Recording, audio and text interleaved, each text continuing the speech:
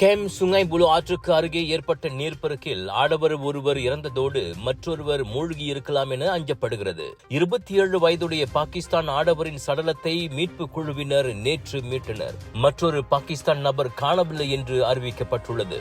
இச்சம்பவம் குறித்து தீயணைப்பு மற்றும் மீட்புத்துறை தகவல் பெற்றதை தொடர்ந்து சம்பவம் நிகழ்ந்த இடத்திற்கு 7 மீட்பு பணியாளர்கள் அனுப்பி வைக்கப்பட்டதாக ஸ்லாங்கூர் தீயணைப்புத்துறையின் நடவடிக்கை பிரிவுக்கான உதவி இயக்குநர் அஹமத் முக்லிஸ் முக்தார் தெரிவித்தார். அந்த ஆற்றின் கரையோரம் 2 ஆடவர்கள் காணப்பட்டதாகவும் நீர்ப்பெருக்கு ஏற்பட்டதை தொடர்ந்து அவ்விருவரும் காணவில்லை என நேரில் பார்த்த சாட்சி ஒருவர் தெரிவித்ததாக தீயணைப்பு மற்றும் மீட்புத்துறை வெளியிட்ட அறிக்கையில் கூறப்பட்டுள்ளது.